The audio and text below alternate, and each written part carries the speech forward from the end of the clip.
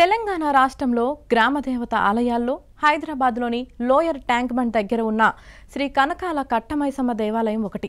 నిజాం సర్కారు పాలనలో కార్మికులు నిర్మించిన కట్టకు రక్షణగా నిలిచిన దేవత కట్టమైసమ్మ. ఈ ఆలయంలో ప్రతి సంవత్సరం జరిపించే గంగా పూజ ఉత్సవం చాలా ప్రత్యేకమైనది. అర్చకులు ప్రతిరోజు నిర్వహించే పంచామృతాభిషేకంతో మొదలు పూజా కార్యక్రమాలు అన్నీ కూడా శాక్తేయ ఆగమ శాస్త్ర ప్రకారం జరిపిస్తారు. కట్టమైసమ్మకు భక్తులు బోనాలను కూడా సమర్పిస్తుంటారు. మరి ఈ ఆలయానికి సంబంధించిన అనేక విశేషాలను ఇప్పుడు తెలుసుకుందాం.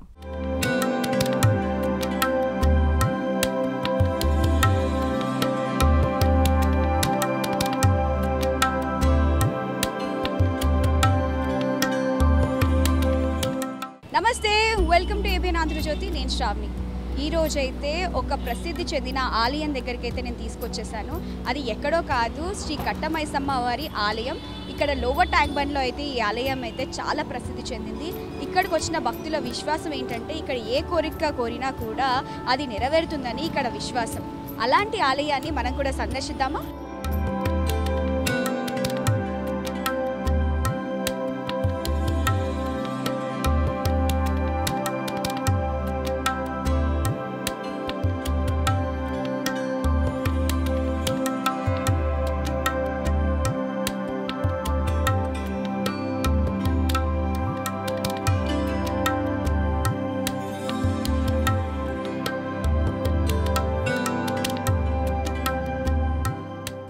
ఈ అమ్మవారి ఆలయం చాలా చిన్నగా ఉంటుంది, కానీ కొన్ని వందల ఏళ్ల నాటి చరిత్ర కలిగిన ఆలయం.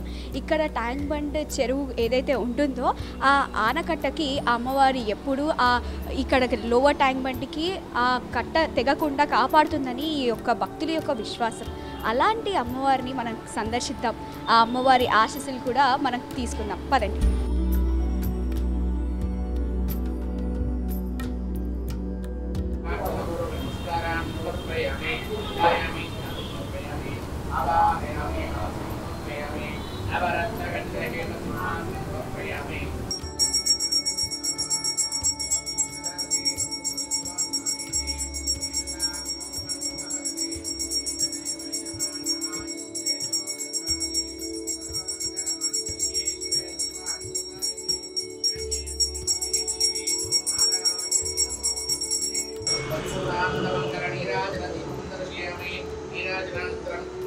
ఆత్మనీయం సమర్పయామి, రక్షాంధారయామి, నమస్కరోమి.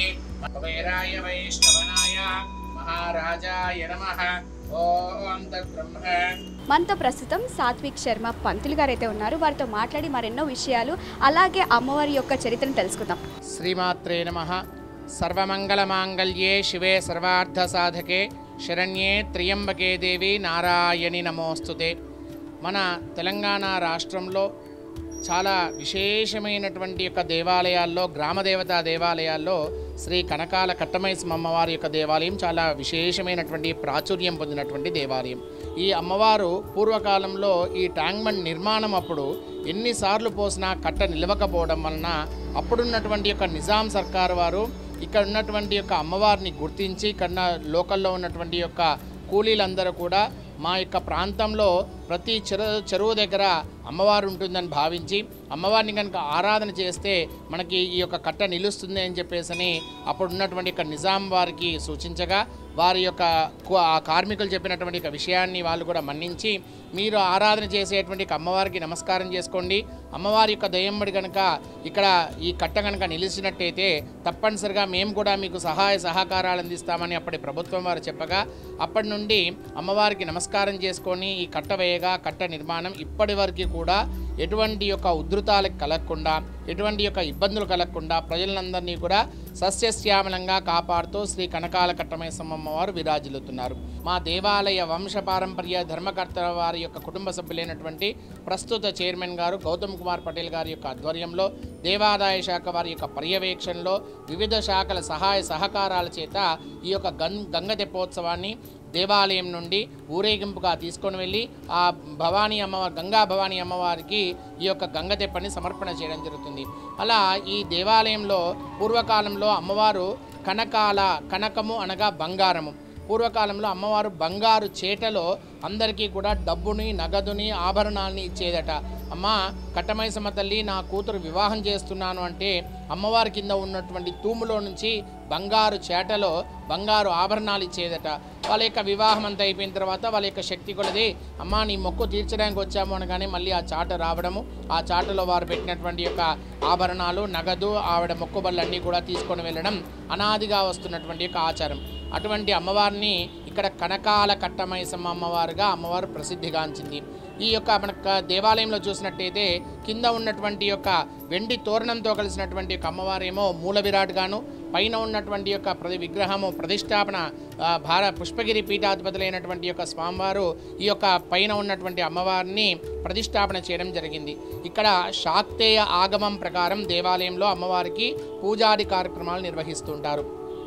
ప్రతి నిత్యం కూడా అమ్మవారికి పంచామృతాభిషేకాలతో ప్రారంభం చేసి శ్రీచక్రానికి ప్రతిరోజు కూడా ఖడ్గమాల అర్చనతోటి అమ్మవారికి అర్చన కుంకుమార్చన చేసి అలాగే అమ్మవారికి బాలభోగంతో నివేదన పెట్టి ప్రతిరోజు కూడా శాక్తేయ ఆగమానుసారం అమ్మవారికి విశేషమైనటువంటి యొక్క పూజా కార్యక్రమాలన్నీ కూడా నిర్వహిస్తుంటాం.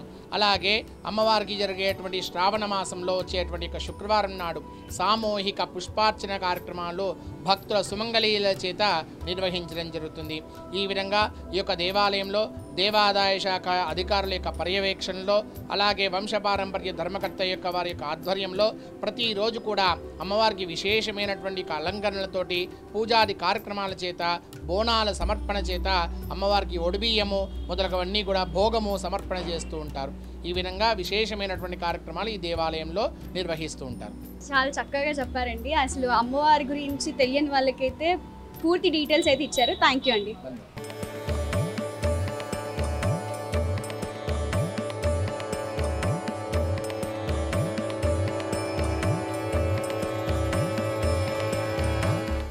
సంవత్సరాలు పెరుగుతున్న కొద్దీ డెవలప్మెంట్ కూడా చాలా విపరీతంగా పెరిగిపోయింది.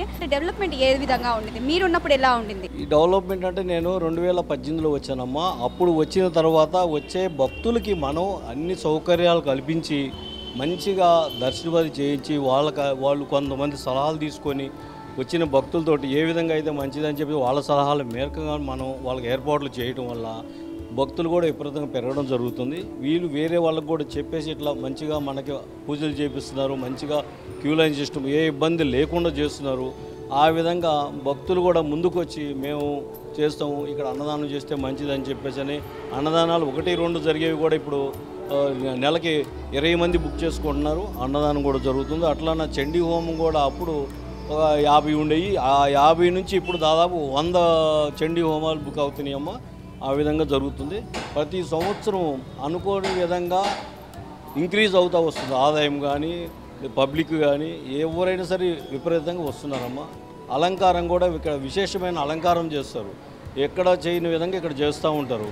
అదే గంగ పూజ అనేది ఇక్కడ ఆనవాయితీ. ఆ గంగ పూజ అప్పుడు ట్యాంక్ బండి పైన ఎక్కి పోలీస్ బందోబస్తుతోటి మనం గంగ తెప్ప పూజ చేస్తాం. అప్పుడు కూడా ఈ వచ్చిన పబ్లిక్ కూడా గంగ పూజ అంటే ఎట్లా ఉంటుంది, ఎవరు చేయరు, ఇక్కడ విశేషంగా ఉంటుంది ఇక్కడ అని చెప్పేసి అని ఆలయం నుంచి ట్యాంక్ బండి పైకి ఎక్కి ఆ గంగ పూజ చేయడానికి అందరూ వస్తూ ఉంటారు. అక్కడ ట్రాఫిక్ అంతా జామ్ అవుతుంది. పోలీసు వాళ్ళ సహకారం కూడా ఉంటుంది. అక్కడ ఆ గంగ పూజ చేసి చాలా ఆనందపడిపోతారు. అక్కడ అమ్మవారి బొట్టు కూడా పెట్టించుకోవడానికి అందరూ క్యూ లైన్ నిలబడతారు. పోతురాజుల విన్యాసంతో పై ట్యాంక్ బండికి వెళ్తాం. ఆ పోతురాజుల విన్యాసం కూడా చూడటానికి భక్తులు విపరీతంగా వచ్చి ట్యాంక్ బండి పోయి ట్రాఫిక్ కూడా జామ్ అవుతుంది. అయినా కూడా పోలీసు వారు మాకు సహకరించి భక్తులు కూడా ఏమీ అనకుండా అన్ని ఏర్పాట్లు అయిపోయేంత వరకు ఉంటారు. Okay sir, thank you.